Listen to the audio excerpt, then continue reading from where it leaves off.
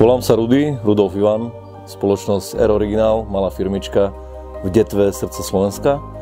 A dnes robíme práve rozvojový kurz pre jednu firmu v Slovensku, kde sa zameriavame hlavne na tú spoluprácu cez všetky komunikačné spôsoby a vzťahové veci, cez zážitkovú formu.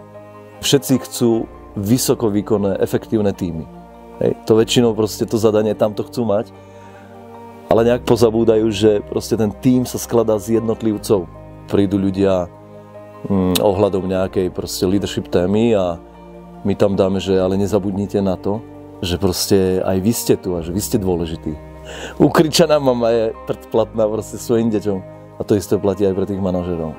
Keď tu ľudia žijú v podmienkách, že bez elektroniky, musia si uvariť na ohni, zažívajú možno chlad, hej. Možno neúplne komfortné postele, na ktoré sú zvyknuté. A tie všetky veci sa musia postarať o seba a o druhých.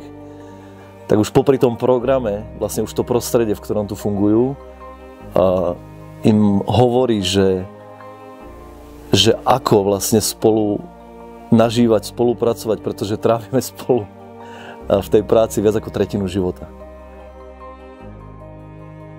Za svoju kariéru som zažil strašne veľa rozvojových aktivít, ktoré boli dobré, ale mi prišlo, že proste bola to strata času, lebo ten zážitok alebo tá vedomosť sa nepretavila do praxe.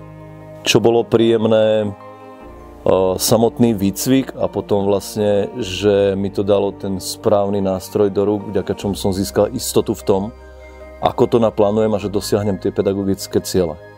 To bolo super.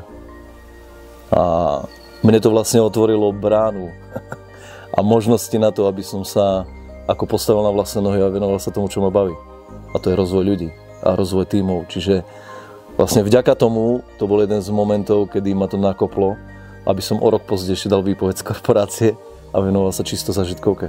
Výsledok bol, že si žijem taký svoj sen teraz, lebo pracujem s tým, s kým chcem, pracujem na tom, čom chcem. A vieš, nemusím sa nikomu akoby prosiť o niečo. Mám uprataný svoj život úplne inak, pretože mám na seba oveľa viac času. Na svoje hobby, na rodinu. Takže bol to dramatický obrat. Povedal by som 180 stupňov mojho života celkovo.